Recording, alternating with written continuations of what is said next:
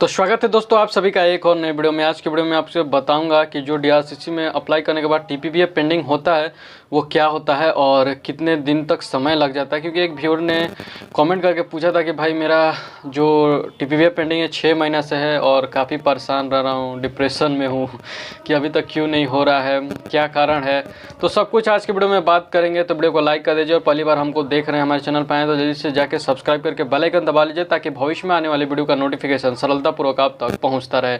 तो सबसे पहले मित्रों बात करेंगे कि जो टीपीपीएफ पेंडिंग होता है। देखिए, जब आप अप्लाई कर लेते हैं सारा डॉक्यूमेंट वेरिफिकेशन होता है, उसके बाद एमपीए पेंडिंग आता है तो वो डीआरसीसी के लेवल का ही रहता है। उसके बाद वो भेजा जाता है वहाँ से ईमेल के द्वारा टीपीपीए के पास, जिसका हेड ऑफिस पटना में होता है। और पूरे बिहार से जितने भी लड़के लोग अप्लाई करते हैं सारा का उसका वेरिफिकेशन और देख रेख करना होता है। आपको पता ही है बिहार में कैसे कर्मचारी हैं और कैसे लोग हैं और किस प्रकार का कार्य करते हैं और कैसे कार्य करते हैं, वो तो सब कोई जानता ही है। ऐसे उन लोग रहता है और कार्य करने में किसी का मन लगता तो इतना विलम्ब होता ही नहीं। छोड़िए, अब बात किया जाए कि इतना समय क्यों लगता है। बहुत सारे लोगों का रहता ही है और कामचोर तो पहले ऐसे ही होता है और उतना फाइल पहले पड़ा रहता है। उसके बाद उन लोग वेरिफिकेशन क्या करेगा उनको पता ही है। उसके बाद कभी कभी तो 6 महीना क्या, उस जो भाई अभी पूछ रहा था मेरे से 6 महीना, मेरा तो साल भर से भी ऊपर लग गया था, क्या बताएं। और वो पहले वेरिफिकेशन खुद करेगा, आपका जो भी मदर फादर डिटेल है, डॉक्यूमेंट्स है, सब कुछ वेरीफाई करेगा जो ऑफिशियल रूप में फ़ोटोकॉपी में प्रोवाइड किया गया रहता है आपके द्वारा। उसके बाद वो वहाँ से बाद फिर आपका कॉलेज का वेरिफिकेशन करता है कि ये कॉलेज आपका है कि नहीं है, ये कॉलेज मतलब कितना ग्रेड है कि नहीं है, सब कुछ वेरीफाई करेगा। फिर वो कॉलेज वहाँ से कॉलेज के पास ईमेल भेजता है, फिर कॉलेज वहाँ से ईमेल द्वारा वेरिफिकेशन करके वो भेजता है कि हाँ ये लड़का हमारे में एडमिशन लिया है, इसी में पढ़ता है। तब जाके आपको वहाँ से वेरीफाई होने के बाद फिर टीपीपीए के पास आता है। फिर टीपीपीए वो वेरिफिकेशन करने के बाद दोबारा फिर आपको डीआरसीसी के पास भेजता है। प्रोसेस इतना लंबा है और जो कार्य करने वाले लोग हैं वो बहुत आलसी और बेहुद्दे वाले हैं। तो समझ सकते हैं काफ़ी समय तो लगता है। इसमें टेंशन वाला कोनो बात नहीं करना है। और कॉलेज जहाँ तक बात रहता है, देखिए अगर कॉलेज आपका परेशान नहीं कर रहा है तो ठीक है, और पेमेंट के लिए बार बार तंग कर रहा है तो क्या ही कर सकते हैं। अब अपने से भरना पड़ेगा। उसके बाद वो कॉलेज रिटर्न करेगा, फिर उसको अप्लीकेशन लिख लेंगे तो, और नहीं करेगा तो फिर आप समझ ही सकते हैं क्या होगा बाकी। तो कुछ ये सब कारण हो सकता है। और दूसरा बात कि आपका अगर डॉक्यूमेंट गलती लगा है तो हो सकता है टीपीपीए के बाद वहाँ से रिजेक्ट भी हो जाए, तो आपको ईमेल पे सूचना प्राप्त होता है वहाँ के बाद, तो वो आपको मैसेज या ईमेल आ जाता है अगर रिजेक्ट होगा तो। अगर अप्रूव्ड हो गया वहाँ के बाद, देखिए मेन जो जितना भी झोल होता है ना वो टीपीपीए के पास ही होता है। अगर टीपीपीए वेरिफिकेशन हो गया तो फिर कोई टेंशन वाली बात नहीं है, उसके बाद आप मस्त से आपका हो जाएगा। कभी कभी होता है कि ससुरा डीपीओ के जाके बस वो पेंडिंग रख देता है, तो डीपीओ तो डीआरसीसी के अंदर में ही आता है, जो होता है जिला के अंदर ही अधिकारी, तो वो अपना टाइम ले लेता है। लेकिन टीपीपीए के पास इतना समय इसीलिए लगता है कि पूरे बिहार से भी लड़का लोग का जाता है और कार्य करने में उन लोगों का काम चोरी होता है। क्योंकि अगर सही से कार्य करता, सब कोई काम पे अपना ध्यान देगा तो इतना विलम्ब तो होगा ही नहीं। सबका अपना कार्य निर्धारित किया गया है और सरकारी ऑफिस में किस प्रकार से कार्य होता है वो सबको आपको पता ही है।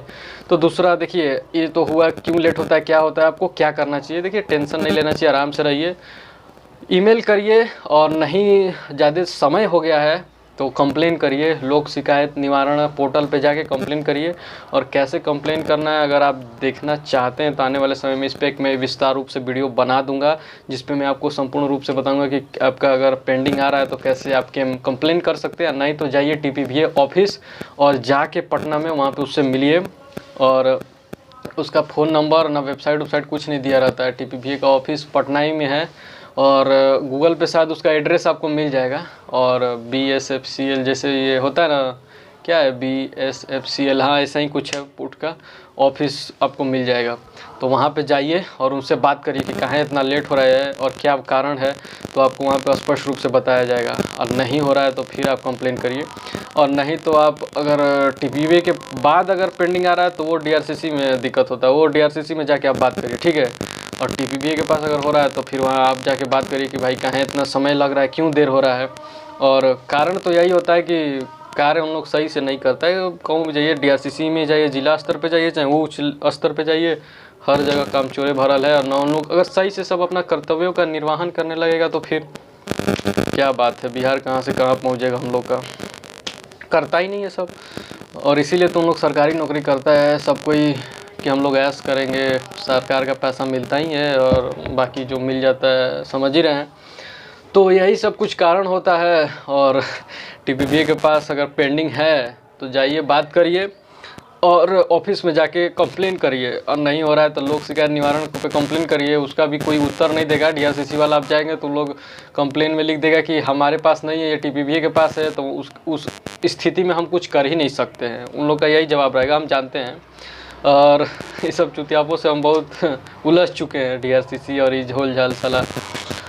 तो यही कुछ होगा। तो आपको करना क्या कि जाके डीआरसीसी सीधे वहाँ पे बात करिए। नहीं हो रहा है तब आप कंप्लेन करिए, वहाँ के बाद अगर पेंडिंग आ रहा है तो, और नहीं तो वेट करिए। इसके अलावा आपके पास कोई और दूसरा उपाय नहीं है वेट करने के अलावा। तो चुपचाप वेट करिए और देखते रहिए। अगर होगा, अप्रूव्ड हो जाएगा तो मेल और मैसेज दोनों आएगा, नहीं हुआ तो कैंसिल का भी मैसेज आपको आ जाता है। तो आशा करते हैं कि इस वीडियो से आप समझ गए होंगे कि टीपीपीए पास इतना पेंडिंग रहता है, क्यों रहता है, क्या कारण होता है और क्यों रहता है। आपको तो सब पता ही चल गया।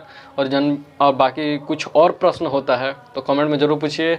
आने वाले वीडियो में आपको उसका उत्तर, या फिर हो सकता है कि उस टॉपिक पे मैं वीडियो बनाऊं। और अभी एक बहुत लोग कह रहे हैं कि कंप्लेन कैसे करना है, तो उसके लिए भी एक वीडियो बनाऊंगा कि डीआरसीसी का कंप्लेन आप किस प्रकार से जाके कर सकते हैं। तो उसके लिए चैनल को सब्सक्राइब कर लीजिएगा। आने वाले समय में उस पर मैं एक वीडियो बनाऊंगा। तो इस वीडियो में इतना ही, फिर एक वीडियो में आपसे मिलते हैं। तब तक के लिए नमस्कार। वीडियो देखने के लिए आपका हृदयपूर्वक बहुत बहुत धन्यवाद।